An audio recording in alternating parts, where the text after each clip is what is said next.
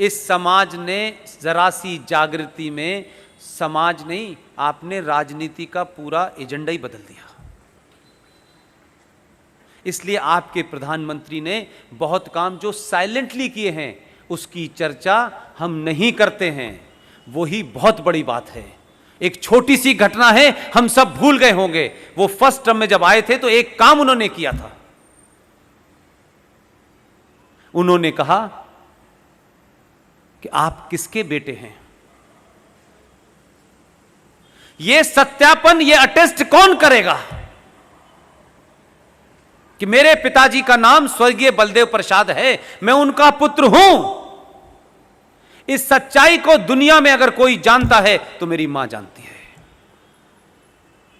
कि मां के अलावा नहीं पता हो कि मेरा पिता कौन है। मां ने जिसको बता दिया है ये तुम्हारा पिता है, हम पिछले कई सालों से उसको अपना पिता मानते हैं। मेरी मां जीवित है। ये जो कहा गया कि आप किसके पुत्र हैं, आप अपना एफिडेविट दें, आप अटेस्ट करा के लाएं कि आप किसके बेटे हैं, तो ये डीएम साहब को कब पता चला कि मैं किसका पुत्र हूं? वो कहां खड़े होकर देख रहे थे? ये मजिस्ट्रेट को कैसे पता चला? ये अंग्रेजों ने आपको ह्यूमिलेट करने के लिए प्रथा चलाई थी कि अंग्रेज अफसर बताएगा कि आप किसके पुत्र हैं। उसको क्या पता मैं किसका पुत्र हूं? ना मेरे बाप को देखा, ना मेरी मां को देखा। लेकिन इस सरकार ने कहा कि आप अपना सर्टिफिकेट खुद अटेस्ट करें। यह बहुत छोटी सी घटना है, लेकिन कितने बड़े गर्व की बात है। मैं बताता हूं ना मेरा पिता कौन है, यह मजिस्ट्रेट कैसे बताएगा यार? इसकी क्या औकात है कि यह बताएगा कि मैं किसका बेटा हूं? ना मेरी मां को जानता, ना मेरे बाप को जानता, लेकिन उसके ठप्पे के बाद ही यह होगा कि मैं किसका बेटा हूं।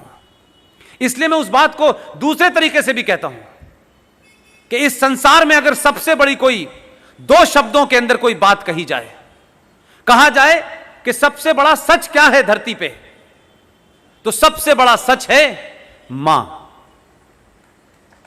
मां ने मुझे अपने पेट में रखने के बाद मुझे जन्म दिया है, वो बदल नहीं सकती। और विश्वास नाम का अगर कोई शब्द है जिसे एक ही शब्द में कहा जा सकता है तो उसका नाम है कि मां जिस आदमी को कह देती है कि यह तुम्हारा बाप है, जीवन भर हम उस पर विश्वास कर लेते कि यह हमारा बाप है, सवाल नहीं पूछते। यह बात अलग है कि अगर पहले बात होती तो केजरीवाल जरूर प्रूफ मांग लेता। तो छोटी छोटी चीजों से आपके अंदर कैसे स्वाभिमान जगे, कैसे आपको अपने होने का असर लगे। आप सुपीरियर किन को मान रहे हैं? अंग्रेजों को। वो बता गए क्योंकि उन्होंने ये प्रथा इसलिए चलाई थी, उन्हें राज करना था। अब देश आजाद हो गया, ये प्रथा खत्म होनी चाहिए। इसीलिए भारत के राष्ट्रपति के घर में जो छोटा सा बदलाव हुआ उसकी बारे में बात नहीं होती। हमें सिर्फ 370 और 35 पे नजर आती है।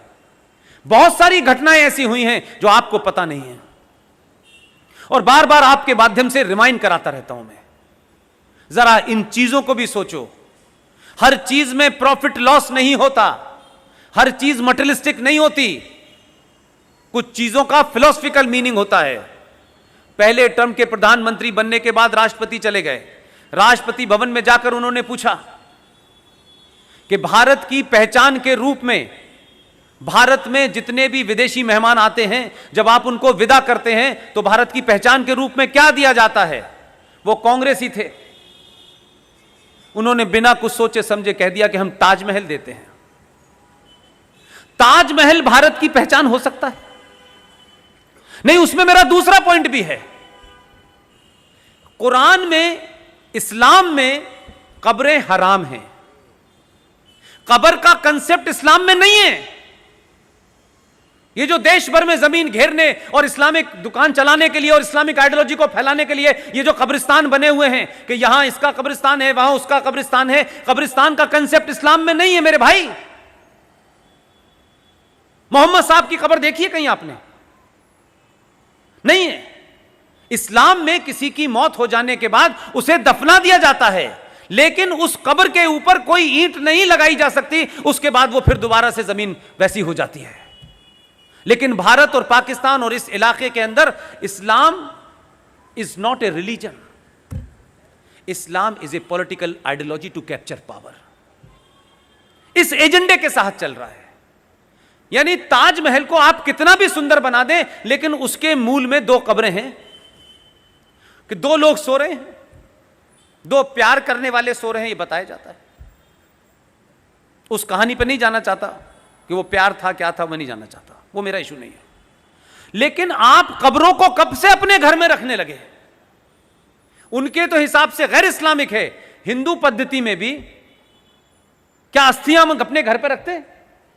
तो कब्र को खरीद के क्यों लाते? और क्यों वो भारत की पहचान बना दी गई?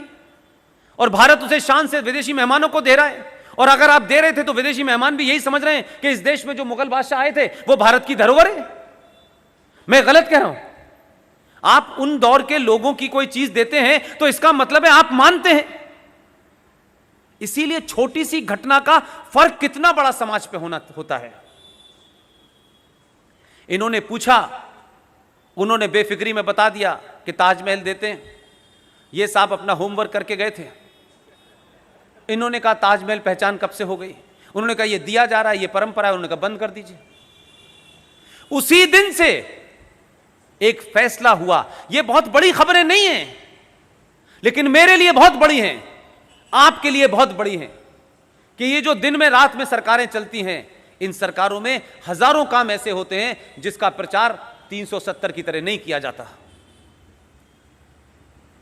उस शख्स ने उसी दिन एक आदेश जारी करवाया, राष्ट्रपति भवन से वो आदेश जारी हुआ और ये कहा कि आज से ताजमहल भारत की पहचान नहीं है। भारत की पहचान क्या है? उसने आदेश दिया, क्योंकि उसका होमवर्क पहले से मौजूद था।